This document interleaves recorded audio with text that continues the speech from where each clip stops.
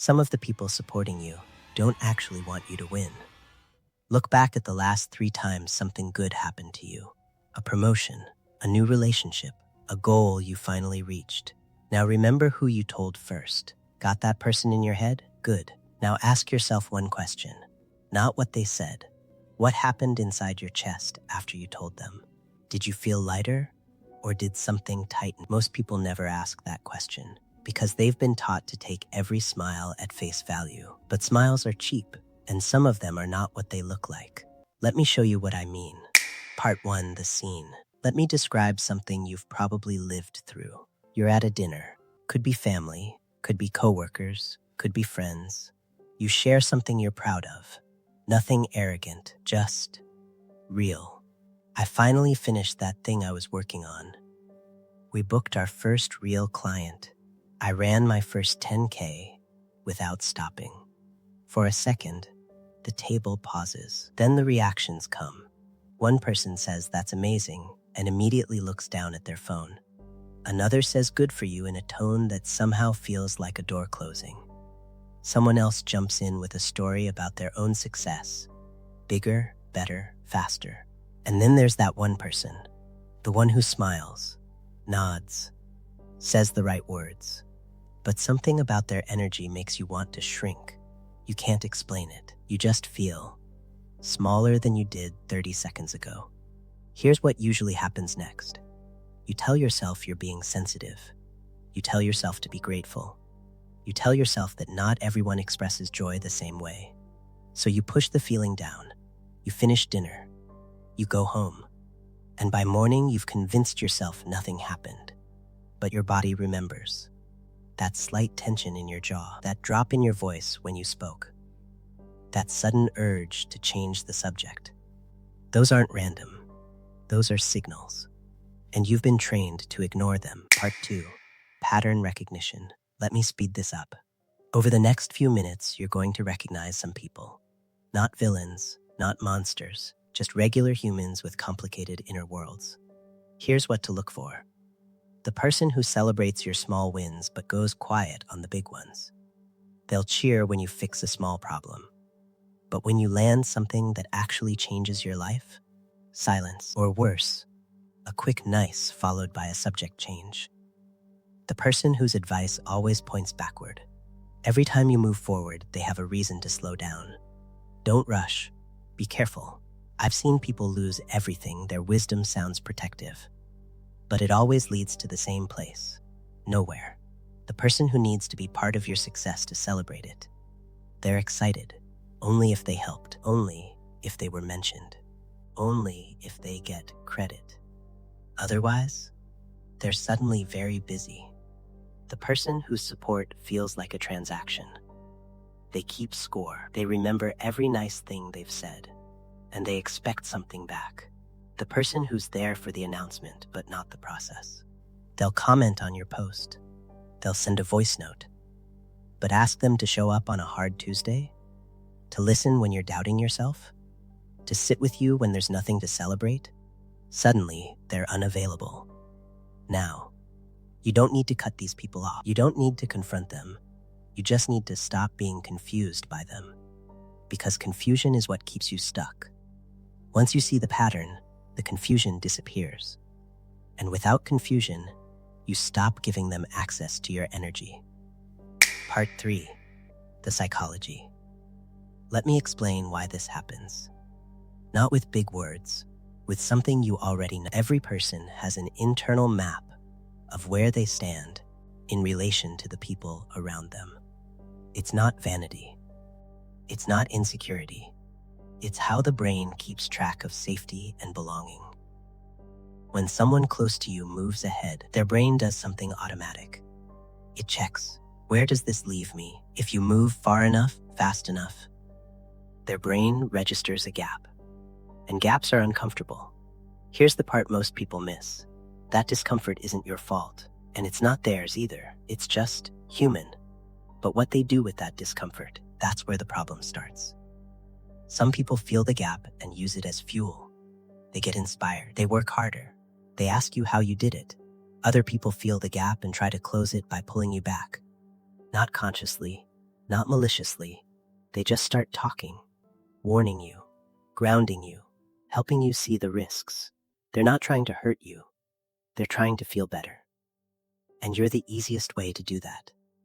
This is called social regulation. Your movement creates tension in their system, so they try to regulate their tension by adjusting your behavior. They don't need you to fail. They just need you to stop moving. That's all. And here's what makes this so hard to spot. Because they're not attacking you. They're not even aware of what they're doing. So when you feel uncomfortable, you have nothing to point to. No cruel email. No obvious betrayal. Just a slow, quiet drain. That's why it takes people years to figure this out. Not because they're stupid. Because there's nothing to fight. There's just a feeling. And a feeling is hard to trust when everyone around you is smiling. Part 4. A real example. Let me give you an example that actually happened. A woman named Priya started a small teaching side business. Nothing fancy, just helping students prepare for exams. She told her coworker about it. Casual, just sharing. The coworker said, "That's so great," and then immediately asked, "But aren't you worried about burnout? You already work full-time. What if your manager finds out?" Priya left that conversation feeling guilty. For having an ambition. For wanting more. She almost shut the whole thing down. But here's what she realized later. The coworker wasn't worried about Priya. The coworker was worried about herself. Because Priya was doing something the coworker wished she could do. Starting something. Taking a risk. And watching Priya move made the coworker's own stillness feel louder. So she didn't say, "I'm scared to try." She said, "Aren't you worried about burnout?" Same feeling, different wrapper. Priya didn't confront her. She just stopped sharing. She kept working, quietly, steadily. 8 months later, the side business was bringing in real income. The coworker? She never asked about it again. Not once. But she did start making little comments. "Must be nice to have so much energy. Some of us have real responsibilities." Priya didn't argue. She just nodded and moved on because she finally understood something. The coworker's comments weren't about Priya. They were a window into the coworker's own fear. Once you see that, you stop taking it personally. And when you stop taking it personally, you stop absorbing it. That's not coldness. That's freedom. Part 5. What real support looks like. Let me flip this around. Because if fake support has a pattern, real support has a pattern too. And once you know both, you can't fake either. Real support doesn't need to be loud. The people who actually want you to win don't usually post about it. They don't need credit. They don't need to be seen cheering. Real support shows up when there's nothing to celebrate. It's easy to clap after the victory. Harder to sit with you during the messy middle. The real ones sit in the messy middle. Real support asks questions instead of giving warnings. Not "Aren't you worried about X?" But "What do you need right now?" Not "Slow down," but "How can I help?" Real support doesn't disappear when you outgrow them. Some friendships end when one person changes. That's natural. But real support? It evolves. It finds new ways to stay connected without needing you to stay the same. Real support isn't threatened by your success. Because real support isn't based on comparison. It's based on genuine care. Your win doesn't take anything away from them. So they don't need to protect themselves from your light. Now ask yourself, how many people in your life fit that description? Not the ones who say it, the ones who live it. If the number is small, that's not a tragedy. That's normal. Deep, genuine support is rare. And it should be. Because real care costs energy. And most people are already exhausted managing their own lives. The problem isn't that you don't have enough supporters. The problem is that you've been treating casual well-wishers like committed allies. And that mismatch is what hurts. Part 6. What to do differently. So what changes now? Not your personality, not your openness, just your awareness and your boundaries. Here are 5 things you can actually do. 1. Stop pre-sharing. You don't need to announce every goal before it's real. Keep your movement quiet until it's undeniable.